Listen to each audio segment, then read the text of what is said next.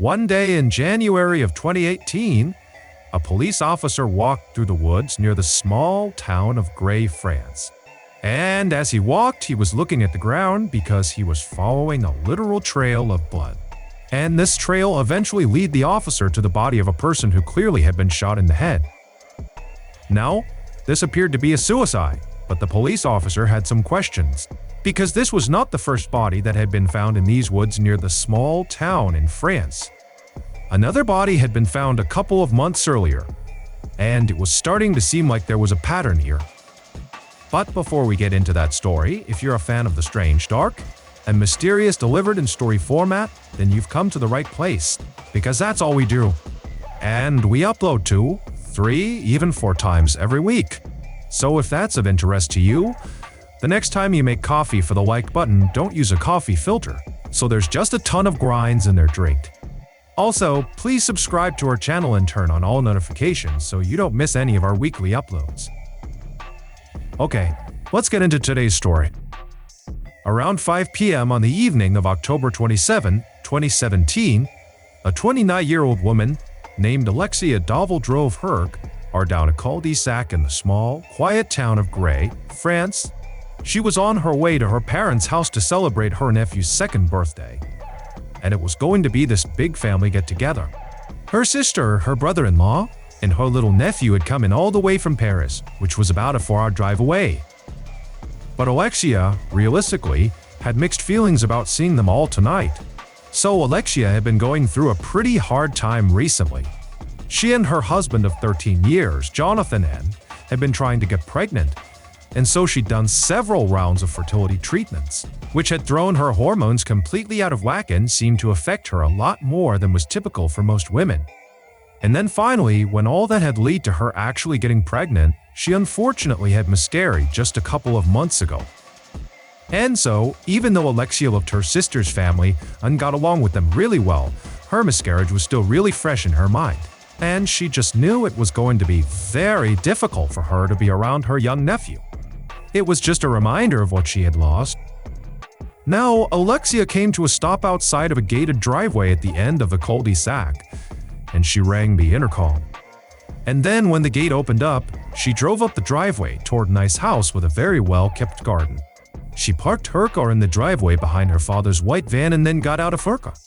She grabbed a wrapped present out of the back seat, along with a couple of desserts that she'd made, carried them up to the house, and rang the doorbell.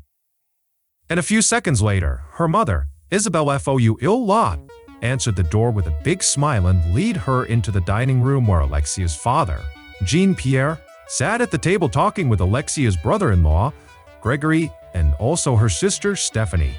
They all stood up and they greeted her. And then as Alexia began to explain that her husband Jonathan N. was running late and he'd be here later in a separate car because the job he'd been working at the case day as an electrician had run long. As she was saying all that, Alexia heard the sound of little feet making their way towards her. A moment later, her 2-year-old nephew, James, ran around the corner and threw his arms around Alexia's legs. And surprisingly to Alexia's relief, she didn't feel sadness. All she felt was happiness. And so she bent down and scooped him up and gave the boy a big hug. Ugh. And then she also handed him his birthday present. Eventually, the group settled in for dinner, and for a while, all of Alexia's worries just kind of faded away.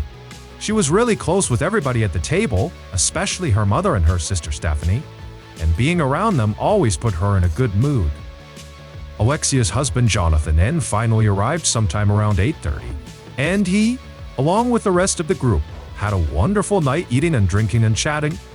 After dinner was cleaned up, Alexia's father did go to bed, but everybody else stayed up and they all just continued having this nice time until around 11:00 p.m. when Alexia said it was really time for her and Jonathan N. to head home. They both had early mornings ahead of them. Jonathan N. had some errands to run in the morning, and Alexia was hoping to get a workout in. A few minutes later on the drive home, Alexia sat in the passenger seat of Jonathan N.'s car. She left her own car at her parents' house because she'd been drinking, and she was planning to pick it up when they came back the next day. Alexia and Jonathan N.'s house was on a quiet residential street, only about a mile away from Alexia's parents' house. And as they made their way down the road, Alexia glanced out the window at a particular house that was just up the street from where they lived. And as she looked at it, she frowned. The neighbor who lived in that house had an adult grandson who had been harassing Alexia all summer. He'd been obsessed with her and would call and text her constantly, to the point where Alexia didn't feel safe even going out for a jog around the block when she was by herself. Now, fortunately, the harassment had stopped a couple of months ago, but only because the man had been committed to a mental hospital. But Alexia didn't really know how long it would be until he got out again, or if he'd already been released. She didn't know. So it just sort of felt like a reprieve, not a long-term solution. But on this night, at least, there was nobody peering out at her from the neighbor's window. A minute later, their car pulled into their garage, and Alexia and Jonathan N. got out. And as Alexia went from the garage into the main house, she passed by a treadmill in the corner of the garage, which had broken down a few weeks ago. She asked Jonathan N. if he'd gotten around to fixing it yet, and he said no. Alexia just sighed. It was supposed to be a very cold and gloomy morning the next day, and so it looked like she was going to have to run outside.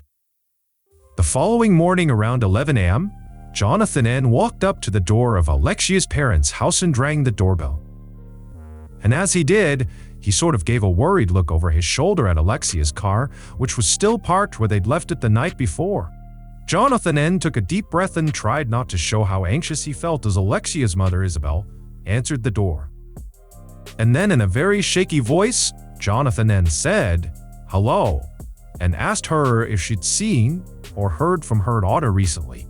And when Isabel said she had not, Jonathan N. completely lost his composure. He said that morning Alexia had gone out for a jog, but not come back, and now he was starting to get really worried. He explained that he tried texting Alexia, but she still hadn't answered, and by this point, she should have been home a long time ago. So, something was wrong. A moment later, Jonathan N. saw Stephanie and Gregory coming out of the guest room with very concerned looks on their faces. They joined Jonathan N. and Isabel at the front door and asked what the commotion was about. And so Jonathan N. sort of frantically explained the situation and asked if either of them had heard from Alexia in the last hour or so. But they shook their heads and said they hadn't.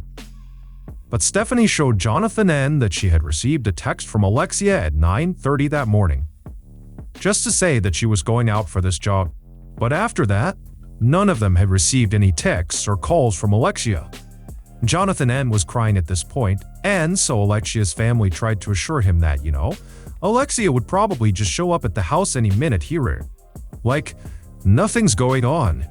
I'm sure she's just running late. And Jonathan N., he wanted to believe this, but this was completely unusual. Like, this was not normal for Alexia to be gone for this long without being in touch. It just didn't make sense. It was at this point that Jonathan N.'s brother-in-law, Gregory, reached out and put his hand on Jonathan N. in a sort of comforting way and just said, "Look, if it makes you feel any better, I'll go back with you, and we can literally go look for Alexia together. Or at least be together until she comes back." Jonathan N. didn't really know what to do, but he was very thankful and said, "Yep, that would be great." And so, a couple of minutes later, the two men got in Gregory's SUV and they began driving back towards their house. But Jonathan N. actually navigated him through the streets along the running route that Alexia usually took to see if maybe they could find her. They drove down all the side streets looking for her, and then when they reached the edge of town, Jonathan N. and Gregory got out of the car and began checking the paths leading into the countryside, and also the ditches and the banks of the river. But they didn't find Alexia anywhere. And then eventually, they just drove back to Jonathan N. and Alexia's house to see if maybe she'd finally come home with an explanation for all this. But she had not come home. At this point, Jonathan N. was completely beside himself, and so Gregory, doing his best to stay calm, said, "You know what, Tia? Let's go to the hospital and see if Alexia had turned up there."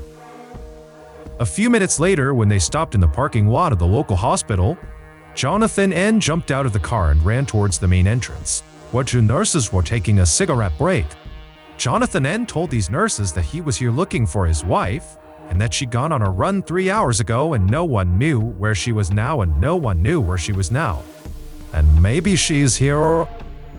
So the nurses, who could clearly tell this was an emergency, they put out their cigarettes and went inside to check the register. But a minute later, they came back and told the men that, no, Alexia Dovel had not been admitted that morning. She was not here. Before Jonathan, Ann, or Gregory could protest or ask more questions, the nurses just said, look, you gotta go to the police. Picture this, you're doing some online shopping, and all of a sudden you see it, that one product that you've been looking for. You add it to your cart, and as you're filling in your address, you realize you don't have your card anywhere near you. And just when you're about to give up, you see that purple pay button. One tap and you're checked out in seconds. Shop if Why Shop Pay button is used by millions of businesses all around the world, and it's why Shop if Why has the best converting checkout on the planet. It also helps boost conversions, meaning less carts going abandoned and more sales for you. Shop if Why is the commerce platform behind millions of businesses around the world and 10% of all e-commerce in the entire United States, from household names like Heinz and Mattel, two brands that are just getting started. See less carts go abandoned and more sales with Shop if Why and their Shop Pay button. Hey, up for your $1 per month trial today at Shop if Why. Come or be Allen. Go to Shop if Why. Come or be Ellen. Again, that is Shop if Why. Come or be Ellen. Later that afternoon, a police officer named Adeline Pio sat across from Jonathan Ann in a room at the Great Police Station. As he explained what had happened with his wife, that she was missing, Jonathan Ann also gave a description of what Alexia had been wearing when she went out running: bright pink shoes, black leggings, and a red jacket. So, pretty easy to spot. And then, after describing her and sort of realizing the weight of what he was here for, he just put his head in his hands and continued to weep, as he had been doing much of the morning. Now, Pio could obviously tell that Jonathan Ann was very upset here, but she had to ask the question that was already forming in her mind. So, as delicately as possible, she asked Jonathan Ann if his wife had any suicidal tendencies or any reason she might have run off without telling anybody. Jonathan Ann looked up really quickly and just shook his head and said no, and said that overall, his wife was very happy and definitely not suicidal. However, as he sat there thinking about it, he said she had been taking hormones for fertility and, realistically, those hormones appeared to have affected her really badly. For example, sometimes she would lose control of her emotions entirely and even become violent. Or in other instances, he said that she would even have memory lapses where she wouldn't even know what she was doing when she was doing it. It was like she had become this different person. Pio nodded and just listened to Jonathan and wrote down everything he was saying. And then when he was done, she followed up and said, you know, can you think of anybody who might have had a problem with Alexia?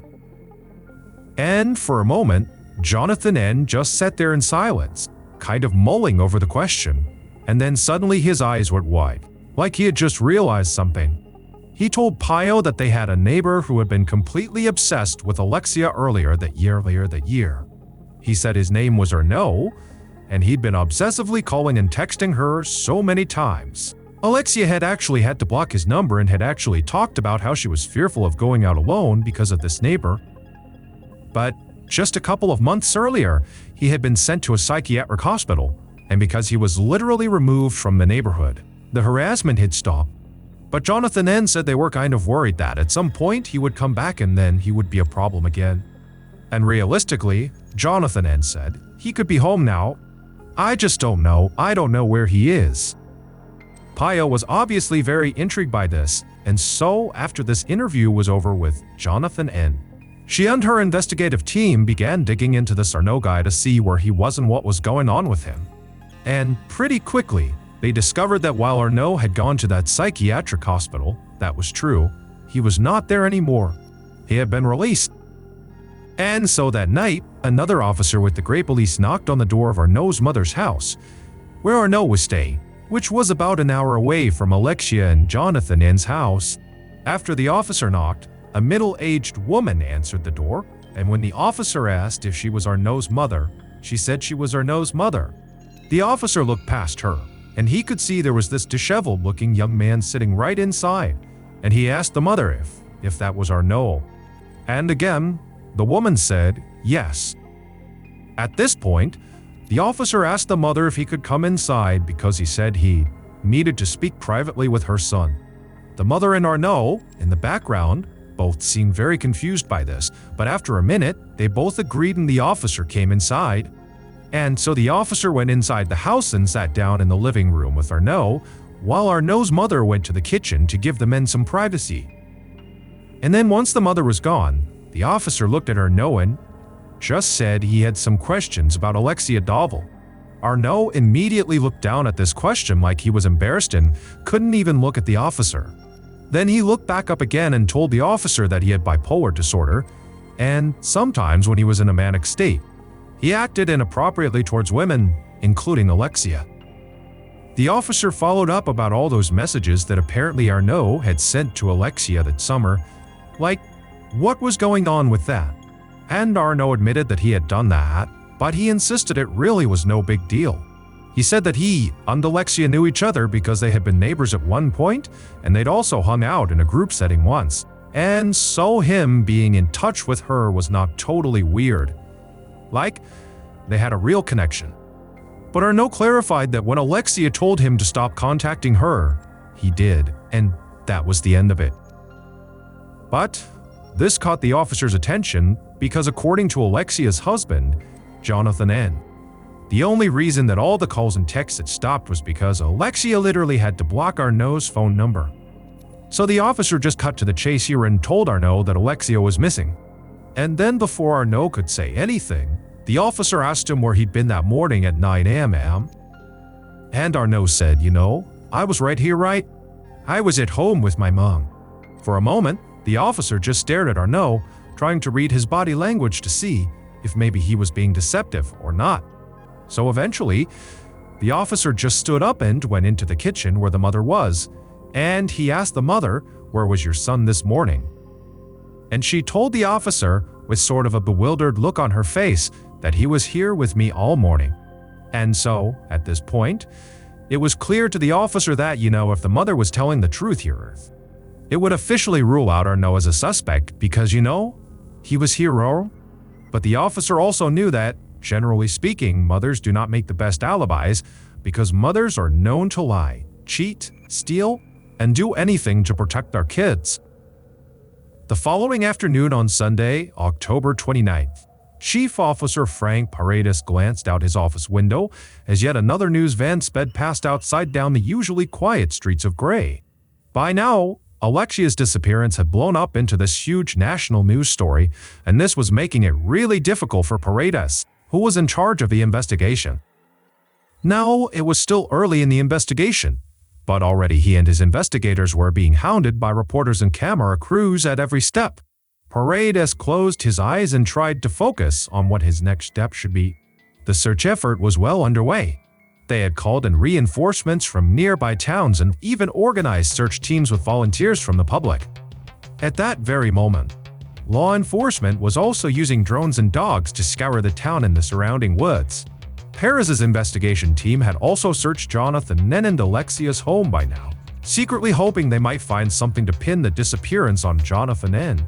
But there was no blood, no sign of a struggle, and no clues that gave them any direction there. And also, all of Alexia's other family members, her parents, her sister Stephanie, and her brother-in-law Gregory, they could all vouch for each other's whereabouts on the morning of Alexia's disappearance. They claimed they had all been at the house together. And so, without any real leads, Perez had gotten so desperate for any information that he'd literally told his team to set up checkpoints out in the streets and just stop random people and ask them if they had seen or heard anything that could help them find Alexia. And now, as Perez sat in his office wondering what he was going to do today, he heard a knock at his door. And a moment later, one of his investigators entered with fairly surprising news. The checkpoints actually had turned up something. Perez listened intently as the investigator explained that a number of people he'd spoken to had mentioned a van. Now, no one had actually seen the van themselves, but they all appeared to have heard the same rumor, that apparently there was a man driving around the area in this white van, and he was known to harass girls and women right out on the street. Now, at first glance, Perez was worried that perhaps this was just, like, an unfounded rumor. But then he remembered there were actually two men in Alexia's family who literally drove white vans. Her father, Jean-Pierre, he owned one. And her husband, Jonathan, he drove one for work. On the afternoon of Monday, October 30th, so a little more than 2 days after Alexia went missing, Perez brought his car to a stop next to a news van parked in the middle of the woods, about 4 miles outside of town. Minutes ago, he had received a call from an officer in the field telling him that Alexia's body had been found. And so, Perez had driven out to the scene as fast as he could, but now that Perez was here at the crime scene, he could tell obviously he was late to the game because, a news crew was already here setting up their cameras near a row of police barriers. And Perez was disappointed to see this, because he hoped that if and when her body was discovered, if she was found dead at that time, he would have had at least one suspect, or hopefully multiple suspects, identified and under surveillance before the word got out to the general public that Alexia was found dead. But now he obviously would not get that chance. Paredes sighed, climbed out of his car, and flashed his badge to an officer who led him around the barriers and into the crime scene. Paredes approached one of the forensics experts who was taking photos and placing yellow numbered markers around on the ground, and Perez introduced himself as the lead investigator. The expert then led him over to Alexia's body, which was lying on the ground between two tree trunks covered by a white bed sheet. Her pink running shoes were poking out from under the sheet, and Perez noticed that her feet and the sheet were both partially burned, as if someone had tried to set them on fire at some point. Once the scene had been fully photographed, Perez bent down and lifted the sheet to get a better look at Alexia's body. She was lying on her back, and there were bruises all over her face, and there were also marks on her neck that looked like they were from strangulation. And right away, Perez noticed a couple of things that were unusual. First, Alexia's hands were placed neatly in the pockets of her coat, as though her body had been placed there on the ground with a lot of care. Second, despite the beating that Alexia's face had apparently taken, her glasses were placed perfectly on her face. And so, to Perez, it seemed like whoever killed Alexia had felt some sort of remorse afterwards. It was as though the killer had committed this incredibly violent murder, but then had tried to kind of put everything back in order afterward. And this made Perez think that Alexia's killer was very likely someone who knew Alexia, and not a stranger who simply, accosted her during a jog. Just then, Perez heard somebody call his name, and he stood up to take a look. Nearby, there was a forensics tech that was waving him over. And so Perez walked over, and the tech showed Perez what he had just found. It was a gray plastic cap that looked like it belonged on some kind of spray can. Paredes thought, maybe this could help explain the strange burn marks on the bedsheet and also Alexia's shoes. The killer had probably sprayed something on the body to try and help it catch fire, but it didn't work as well as they thought it would. Just then, another forensics tech called Paredes over to them to show him something else they had found: tire tracks in the dirt. Perez immediately thought about that tip that he had been given about this van with this person driving around town harassing women and girls. And he wondered if maybe that was true, that this van was involved in, that these had been left by the killer when they were transporting Alexia's body. And so as this forensics expert began taking photographs of the tire tracks, Perez made a mental note to examine the tires of every suspect, family member, and other persons of interest they came across just in case one of them was a match. And so, Perez was about to turn his attention back to the body when he noticed one more unusual thing out in the woods. There was this young man who did not appear to be a reporter, kind of wandering around out there in the trees, almost lurking near the crime scene. And so immediately, Perez went over to this guy and demanded to know what he was doing here. And at this, the man went completely wide-eyed and just started stuttering, like he was totally caught off guard. Eventually, the guy managed to mumble that he was just out here picking mushrooms. But Perez could tell he was obviously lying. That was not why he was out here. And so, operating on sort of a gut instinct, Perez pulled out his handcuffs and placed the man under arrest. Later that same afternoon, just hours after Alexia's body had been discovered in the woods outside of town, Perez sat down at a table at the great police station across from this suspicious young man he just arrested for lurking near the crime scene for no clear reason. And Perez was pleased. He'd only been in charge of what was now a murder investigation for a couple of hours. And here he was about to speak to a legitimate suspect, really like the first suspect who was in custody. But as soon as Perez actually began speaking to this suspect, he realized that the young man's stutter was not really a sign of him being nervous. He actually had speech issues, and he struggled to speak at all even when he wasn't nervous. The man was eventually able to explain that his name was Antoni, and he was 29 years old. He said he lived with his parents in a Premint, another small town about 5 miles away, and he admitted that he had lied about being there to pick mushrooms. And so Perez pressed Antoni to explain then why he was there. And Antoni, he seemed a little embarrassed as he began to explain, but what he said was, he didn't know Alexia personally. He had just heard about her disappearance in the news, and he wanted to help with the search effort. But Antoni said he couldn't read or write, so he had not been able to fill out the paperwork to join the official search party. So instead, he just driven out to the woods in his own car to look for Alexia himself. But while he was out there, the police showed up, and clearly there was something going on. And when Perez walked over to him, Antoni said he got scared and just lied and said, "Oh, I'm out here picking mushrooms." Like, he said, it was just embarrassment. And as Perez sat there listening to the story, he wasn't quite sure what to make of it, or really what to make of Antoni. Antoni's demeanor seemed almost childlike, but his behavior was not childlike. It was very adult-like and pretty suspicious. So Perez followed up by asking him what he was doing on the morning of October 28th, which was the morning Alexia went missing. Antoni said he'd woken up at his parents' house and had breakfast with them before he went out with his girlfriend and also another friend. And he gave Perez their names and also their phone numbers so they could confirm it.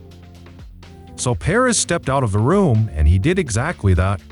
He called the various phone numbers and spoke to the people in Antoni's life, and they all corroborated his alibi.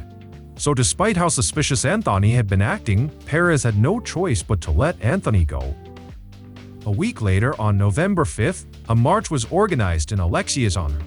10,000 people turned out to show their support for Alexia's family and also to protest violence against women. And hidden among this huge crowd was a pair of police officers who'd been assigned to follow Alexia's husband, Jonathan N. Dahl. At this point, Jonathan N. really was looking like the most obvious suspect since he was the husband and also the last person to see Alexia alive. So the police had tapped his phone and put him under surveillance. But all they had learned so far from the phone taps was that Jonathan N. made frequent calls to Alexia's family, to his own siblings and his friends, to talk about how much he missed his wife.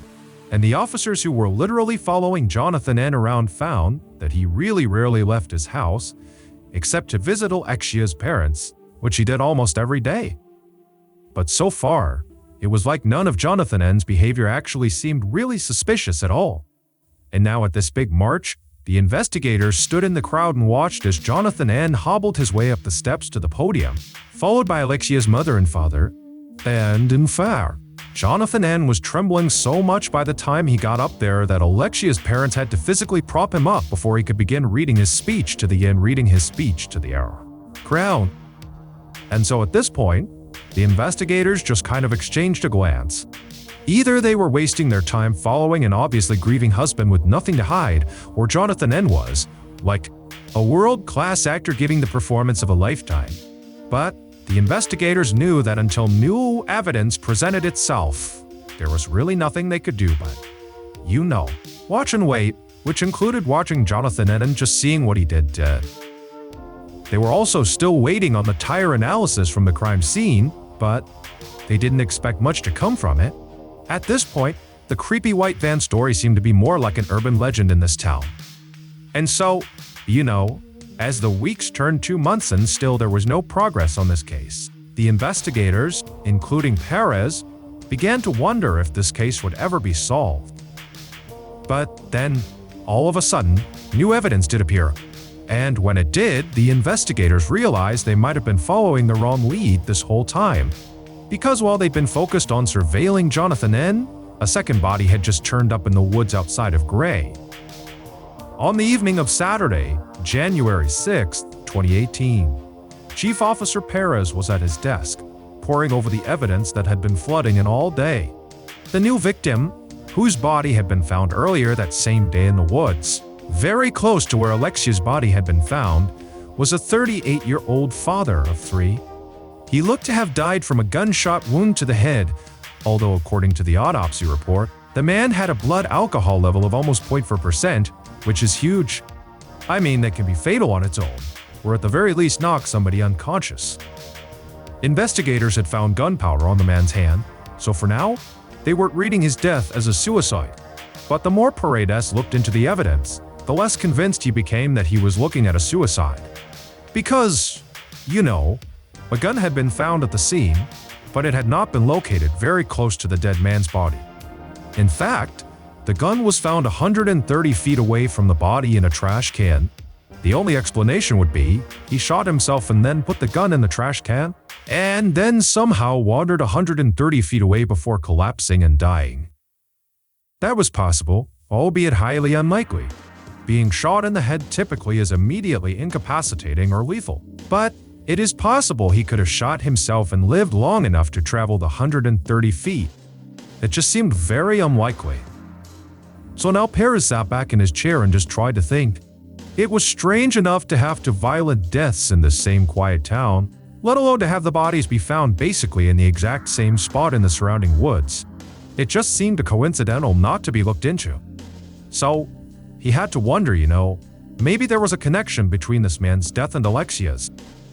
But later that same month, as Perez scanned over a document that had just arrived from the crime lab, he wasn't thinking about that second body in the woods anymore, because this new document in his hands was an expert analysis of those tire tracks that had been found in the woods near Alexia's body. And the analysis showed that there was a tiny defect in the tread of one of the tires. And this defect was so specific that the experts had been able to determine exactly which vehicle left those tracks in the woods. And this vehicle just so happened to be a white van. Perez felt his pulse quicken as he kept on reading. And a moment later, he reached for his phone and he called a supervisor to tell him the good news. He knew the identity of Alexia's killer based on that tire track analysis and also other evidence, including an eventual confession from the killer. This is how police believe Alexia Davo was killed. The killer was almost blind with rage. They slammed Alexia's head against a nearby wall and then hit her over and over again. And then they wrapped their hands around her neck and they squeezed for so long they, lost track of time. They were just crushing her neck. And then finally, they couldn't feel her pulse under their fingers anymore. Then, looking down at Alexia's motionless body on the ground, they realized the severity of what they had just done. And so, the killer, in a panic, crouched down next to her and actually tried to wake her up. But it was too late. She was dead. And so now they're really panicking. They thought about maybe killing themselves out of guilt, but they were too scared to go through with it. So instead, they hatched a plan to get rid of Alexia's body. The killer very carefully put Alexia's glasses back on her face, and then they lifted her up and they carried her body out to their vehicle. Then they drove out to the woods and dragged her body by the feet to a secluded spot deep in the trees, where they hoped nobody would ever find her. They covered Alexia's body in a sheet, and then they sprayed the sheet with this foam that they thought was flammable, hoping that once they lit it on fire, it would help, dispose of the body. But when they got their lighter out and held the flame to the sheet, it didn't really work. And so finally, when it was clear they were not going to be able to burn the body here, the killer just left her there, and then drove away in their white van, getting home in time to dispose of all the evidence, take a shower, and start the next phase of the cover-up, which was to knock on Alexia's mother's door in a fake panic, asking if anybody had seen her daughter. Because Alexia's killer was her own husband, Jonathan N. It turns out Alexia never even went for a run on the morning of October 28. She was murdered the night before, after she and Jonathan N. had gotten back from her parents' house. They had gotten into a big fight, which obviously resulted in her death. From the outside, Jonathan N. and Alexia appeared to be a very happy couple. But in reality, they had been arguing more often, primarily because they were not able to have a baby. It was causing a lot of friction in their marriage. And so on the night of October 27th, in the middle of this horrible fight they're having, Jonathan N. grabbed his keys and tried to leave. But Alexia told him to stop running away from their problems and tried to literally take the keys from him. And according to Jonathan N., that's when he just snapped and he killed her. And then he used his work van to dispose of the body. As for that second body that was found in the woods months later, that was determined to be a suicide and completely unrelated to Alexia's death. Jonathan N. was arrested on January 28, 2018, and 2 days after his arrest, he confessed to the murder. At the end of his trial in 2020, he was convicted and sentenced to 25 years in prison. Thank you so much for watching. Let me know what you thought of today's episode in the comments. And remember, we have a whole playlist of true crime episodes ready for you to binge right now, so click here and give them a watch. Alright, until next time. See you where. Today I'm gonna tell you 2 stories that, each of them, at first glance, will appear to be sort of a run-of-the-mill true crime story. But they are not, I promise you. Stick to the end of each of these stories, and you'll hear the very unique, very sort of unbelievable plot twists. But before we get into those 2 stories, if you're a fan of the strange, dark, and mysterious delivered in story format, then you've come to the right place, because that's all we do. And we upload 2, 3, even 4 times every week. So if that's of interest to you, please stick into the like button's house and log on to their computer and email love letters to all of their work contacts. Also, please subscribe to our channel and turn on all notifications so you don't miss any of our weekly uploads. Okay, let's get into today's stories. On the afternoon of April 25, 2007, a 25-year-old police officer named Martin Arnold and his partner, Michelle, sat in their police cruiser in the parking lot of a public park in Heilbronn, Germany. They were on their lunch break, and Martin was eating a sandwich and looking out across the park, which was mostly empty because it was a weekday afternoon. So, Heilbronn was a medium-sized city in southern Germany, and it was generally a pretty safe area. I mean, for the most part, the worst crimes committed here were like break-ins or muggings. So Martin and his partner, they didn't have a whole lot of action happening around them. However, something Martin and Michelle, and basically all police officers for the most part in Germany, were acutely aware of was over the last 14 years. All across Germany there had been this rash of crimes ranging from, home invasions and robberies to at least 2 murders that had basically all been committed based on DNA evidence by the same person. The singular woman whose nickname was the woman with no face. And she still hadn't been caught yet. And so in essence, all police officers in Germany were sort of like always on the lookout for this woman. She was like the most elusive and sought-after criminal in the whole country. But on this particular day, as Martin sat in his cruiser on his lunch break, he wasn't really thinking about how he might get involved in capturing the woman with no face.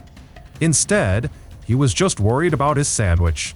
And so he went to take another bite of his sandwich when he heard the back doors of his cruiser, open up, and he whipped around and he looked.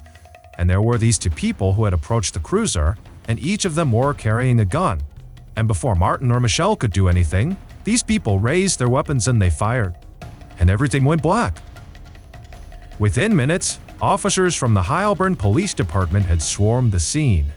They found Michelle, who was deceased from a gunshot wound to the head, and Martin had also been shot in the head. But he was still alive, he was just unconscious. And so an ambulance rushed him to the hospital while detectives taped off the crime scene and began looking for evidence. Some officers immediately began canvassing the area looking for potential witnesses, but because the park was basically empty all day, there was nobody who had seen the shooting. Other officers looked for footprints in the ground, around the car. They also began looking for fingerprints on the car, bullet casings, hairs, other fibers inside or outside the car, but there was nothing. And so at this point, the investigators are like, okay, All we know is there's been at least one shooter, maybe multiple, because they have not spoken to Martin, who's unconscious. They have no idea what he's seeing. So they're seeing that at least one person has managed to come up to a police cruiser undetected, presumably open up the doors, shoot both officers in the head, and then get away without leaving behind any obvious evidence. It just seemed crazy. Like, have we just missed something? Like, there's got to be something here that sort of points us in the direction of who was responsible.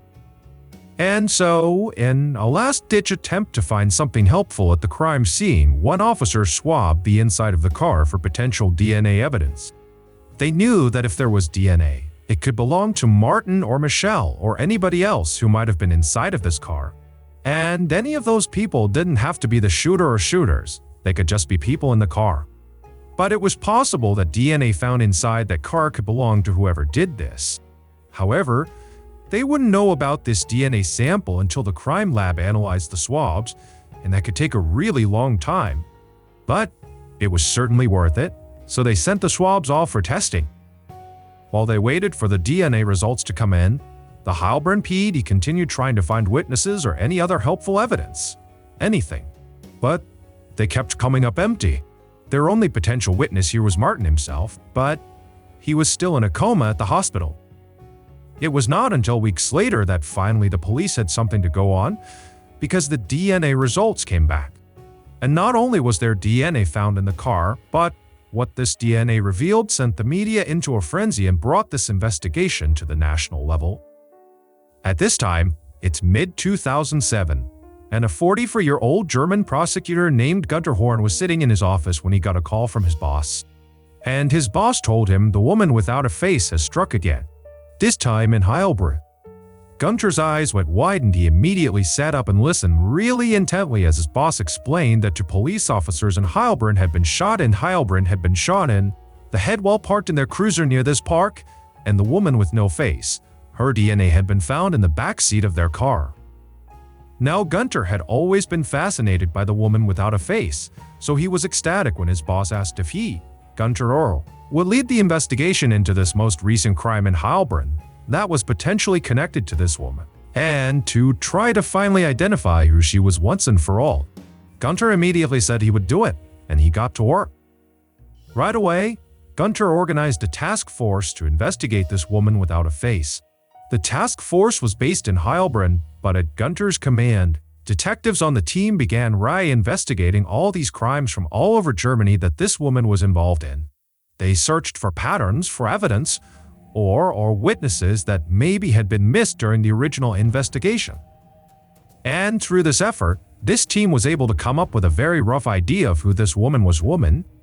They knew that she was very likely a heroin user because police had once recovered a heroin needle with her DNA on it at a public park. They also knew she had a lot of criminal contacts because many of her crimes involved co-conspirators. But anytime police had interrogated her co-conspirators, they had refused to say anything about her. It was like they were afraid of her. And there were a couple of other details that struck Gunter as being pretty odd. The only evidence this woman had ever left behind at any of these crime scenes was her DNA, and they didn't have a match in the database to pair it with. So, they only knew she was a woman, but they didn't know who she was. In 14 years, she never left behind a fingerprint, a footprint, a hair, or anything else. So it seemed like, her crimes were extremely deliberate, very clean, very well planned. But also, she was clearly leaving behind her DNA at all these crime scenes. It almost seemed like that was her calling card. Also, what Gunter and his task force discovered is that in many of the crimes committed by the woman without a face, witnesses described seeing what looked like a man at the scene, not a woman. And this was obviously weird because, based on the DNA evidence, they knew unequivocally that their suspect, this woman without a face, was biologically female, not male. And so to Gunter, it seemed like, maybe this man that was being seen at these crime scenes was just one of the woman's co-conspirators. Or maybe the woman without a face dressed as a man to avoid being caught. But it was impossible to know without a first-hand witness who had actually seen the suspect up close. That was what Gunter really needed. And in late May, about a month after the shooting in Heilbronn, Gunter got a call about that exact type of witness that he was looking for. That same day, Gunter walked into a hospital in Heilbronn, and he saw Heilbronn police officer Martin Arnold laying in a hospital bed with his eyes open. He'd been in a coma for a month now after being shot, but he had woken up, and he clearly was Gunter's best chance of catching the woman without a face. Because presumably, before he was shot, he might have gotten a look at her. So, he was that witness who might be able to describe her. And so Gunter, he walked over, sat down next to Martin's hospital bed, and he asked him to please tell him everything he remembered about what happened. And Martin, he was very distraught about the whole thing. He's just woken up, he's just learned that his partner has died, and so he's very emotional. But he ultimately tells Gunter that, realistically, he can't really remember what happened. He basically turned around, he saw there was, these two figures. But after he got shot, it was like he just didn't remember anything. And so realistically, Martin had almost nothing to offer, which meant Gunter was back to square one. For the next 2 years, Gunter and his task force worked tirelessly to try to catch the woman without a face. They spent millions of euros, clocked thousands of hours of overtime, and even offered a reward equivalent to $400,000 for information. But none of it led anywhere. And adding insult to injury was the fact that the whole time this investigation is going on, the woman without a face kept committing crimes. The task force connected her to at least 6 more break-ins, 1 more robbery, and another murder. And these crimes weren't even just happening in Germany anymore. They also found the woman's DNA at crime scenes in France and in Austria. So now the entire region was on alert for this woman, who seemed like this impossibly cunning, international criminal genius. And Gunter, he couldn't help but start to wonder if he would ever be able to catch her. But then in March of 2009, Gunter got a call from a police officer in France, and what this officer told him would change everything. According to this officer, the French police were currently investigating a potential murder. They told Gunter that a badly burned body had been found in France, and it was so disfigured that for a while, all police knew was that it was a man. However, an asylum seeker who had come to France had recently been reported missing, and police wondered if maybe the body belonged to him.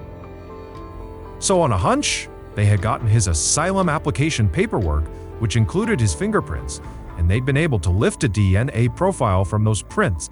But when they had the DNA analyzed, the results didn't make any sense. And the French police were so baffled by these results that they were now calling Gunter, because they knew if there's someone who needs to know about this, it's Gunter. And so Gunter, after being fully filled in about the baffling results that they had found, he was also at first very confused. But at the same time, he felt this new surge of hope. Because to him it felt like, as bizarre as this was, maybe this was the break he'd been looking for the past 2 years. Maybe this was the time he was finally going to figure out who this woman really was. So he thanked the French police officer and then brought this new information to his team. And within just a few days, this new information from France did lead Gunter and his team to the woman with no face. It would turn out this woman, the international criminal mastermind behind dozens of crimes, including at least 4 murders, who had evaded capture for 16 years all across the entirety of Germany and beyond, appeared to everybody who actually knew her as a totally normal person. Like, nobody suspected she was actually responsible for all these horrible crimes. She was a young woman who lived in southern Germany who, during the day she appeared to work at a factory, and at night, she appeared to just go home. Like she lived a very ordinary life, and so again, nobody ever suspected her. But what the French police found when they analyzed the DNA from the missing man's asylum application was that man's fingerprints somehow contained this woman's DNA? This was clearly impossible. I mean, primarily because the man was biologically male and the woman without a face was biologically female. They knew that.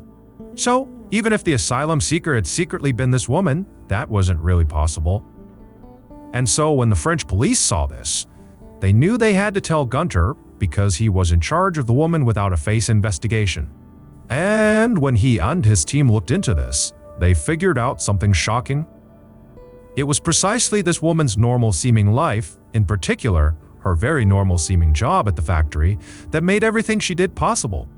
Because at this factory, this woman sat on an assembly line helping to manufacture the very cotton swabs that police use in DNA testing. On any given single shift, this woman would touch hundreds or even thousands of these swabs and would accidentally leave her DNA behind on each one.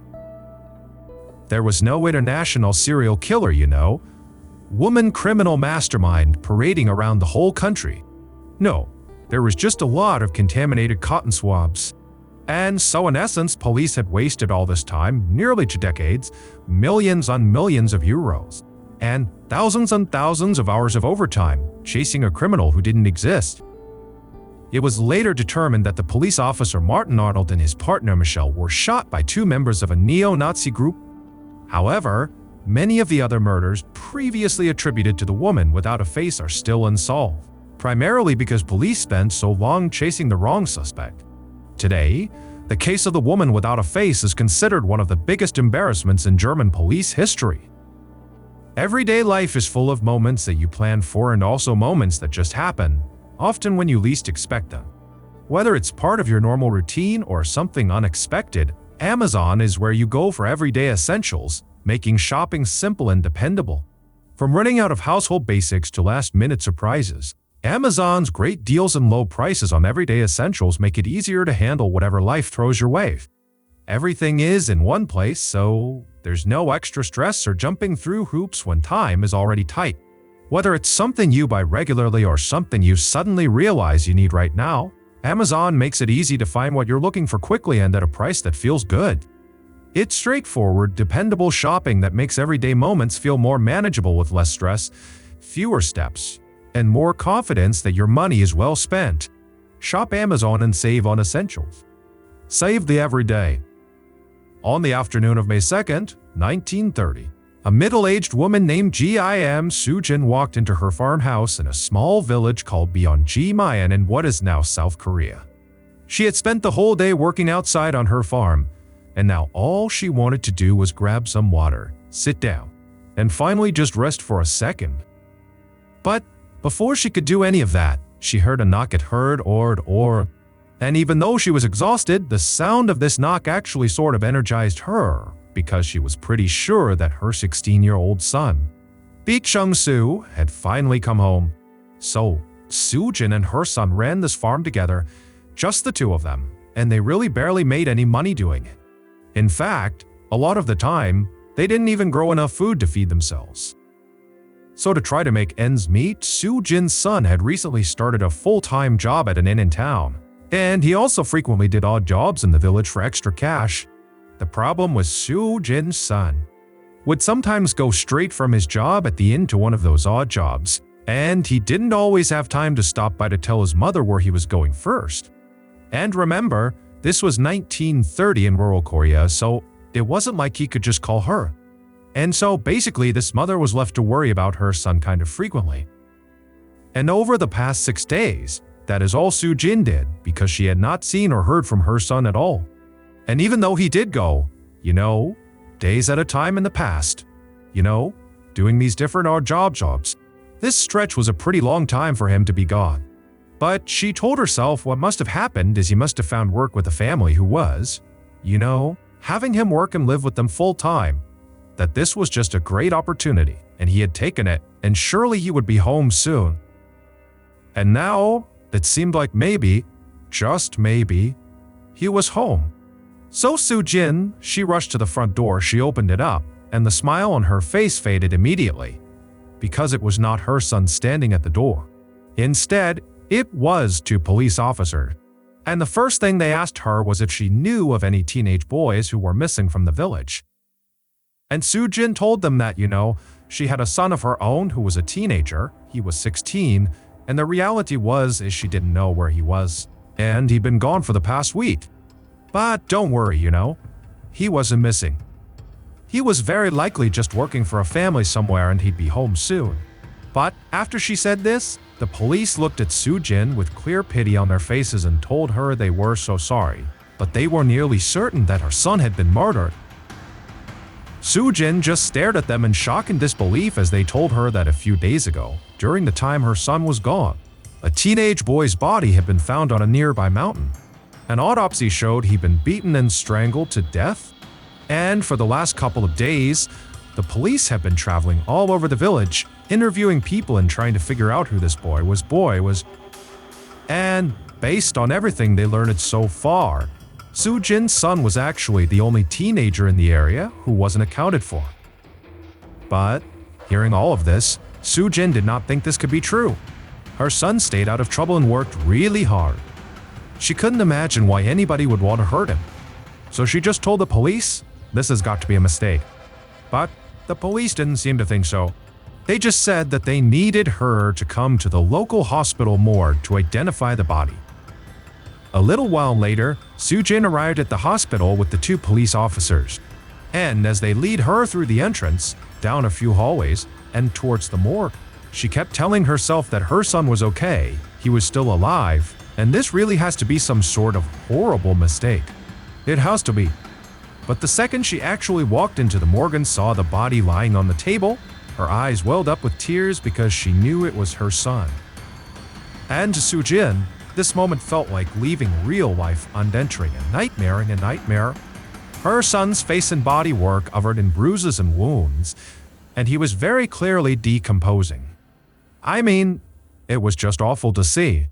But as this mother is sort of just staring down at basically a parent's worst nightmare here, she noticed something strange. She turned to the police officers and she told them that this was her son, definitely, but the clothes he was wearing were actually not his. And for some reason to Soo-jin, the clothes thing felt very important.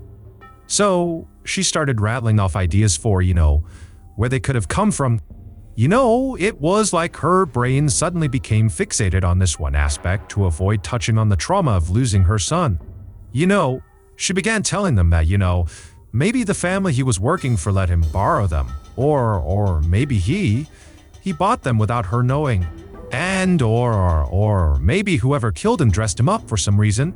But when she said that last part, it was like all at once the reality of her son being dead just came crashing down on her. She started shaking, and before she knew it, she had collapsed onto the floor and was sobbing hysterically. Less than a week later, Soo-jin was sitting in her farmhouse, staring out her front window in a daze, when she saw the police walking towards her house again. Over the past few days, she hadn't heard any updates about her son's case, so she'd just been at the farmhouse, all alone trying to make sense of his death. But now, Soo-jin sees these officers and so she goes right outside and she meets them and she asks them do you have news for me about what happened to my son? And they tell her that she was likely going to have to sit down to hear this. Soo-jin figured it couldn't be worse than finding out your son's been murdered, so she said, okay, let's go inside. And so they went inside the farmhouse, they sat down, and then the police told her that they figured out who had killed her son. They told her they had not one, but two people in jail right now, who had both issued full confessions. Both of these suspects were people that Soo-jin's son, Chung-soo, had worked with at the inn in town. One of them was a young man and one was a young woman. And apparently, Chung-soo had gotten involved in the woman's personal life. She was having an affair with a married man but was planning to run away with a different man from the village soon. And Chung-soo had told the married man about it. When the woman found out that Chung-soo had done that, she was furious, so furious that she conspired with her co-worker, the young man, the other suspect, to lure Chung-soo out to the mountains under the guise of gathering wild vegetables. And then when they got there, the man and the woman beat up Chung-soo and then strangled him to death. This had all happened on the first night that Chung-soo had left the farmhouse. So over that 6-day period, he pretty much went out and immediately was killed. And so over those 6 days, he was never, living with a family and working for them. He was just dead on the mountain the whole time. The police told Soo-jin that they had charged both suspects with murder. But after hearing all this, Soo-jin still had one question. What about her son's clothes? Was there anything in the suspect's confessions about that? But the police just shook their heads. No one said the clothes didn't really seem relevant to the case anyway. And this time, even though Soo-jin, did feel like the clothes have to mean something, She didn't argue or even, try to come up with other theories about the clothes. She just sort of accepted what the police had told her. As horrible as it was to know that her son was murdered over something so petty, she was at least glad to know that his killers were behind bars. Soo-jin eventually got her son's body from the police, and she was able to bury him in the local cemetery. And then after that, she did her best to try to move on, but she never could. And as this nightmare kept happening night after night, Soo-jin slowly became convinced that her son was haunting her dreams. And so Soo-jin basically stopped sleeping, couldn't really eat, certainly couldn't work. Her farm fell into disrepair. She actually began to think she was just going to wither away and die here unless something changed. I mean, this was horrible. She was overcome with grief and sadness and also just scared. These dreams were terrifying. But then on the night of October 18th, 1931, so about 6 months after her son was killed, Soo-jin woke up from yet another nightmare. And when she opened her eyes, she saw this shadowy figure at the foot of her bed. And she immediately realized that it was her son's ghost coming to visit her. But Soo-jin, she wasn't scared. She actually felt tears welling up in her eyes, and she actually just began speaking. She told the ghost, "I love you, but you have to move on. You have to rest in peace now. You have to now." Soo-jin really didn't know what she expected to happen here when she began speaking to the ghost. But what did happen was definitely not something she would have considered, because suddenly the ghost opened their mouth and they spoke, and what the ghost said changed everything.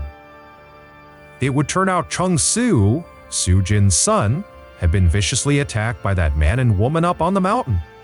They really had beaten and strangled him and left him for dead. But he didn't die. He survived the attack, and when he came to, he fled the area because he was fearful if he went back home, they would finish the job, they would attack him and kill him. So he didn't have a chance to tell his mom that he was basically on the run. And so for 6 months, he's living in random towns, doing odd jobs to survive. But eventually, 6 months in, he misses his mom, he misses home, and he goes back, and he walks into a room in the middle of the night. He is the ghost. And when she said to him, "You need to rest in peace now," he just says to his mom, "I'm not dead." And he was just being honest. "I'm here, I'm back, I survived." It would turn out the body that was found on the mountain was just some other teenage boy who was never identified, by the way, who happened to be in the same area where he had been attacked. And so when word got out about this body being found on the mountain, the man and the woman who had attacked Chung-soo, they're like, "Shoot, that's him. That was us." And they confessed to killing him because that's what they tried to do. They tried to kill him. They didn't kill him. It was some other body.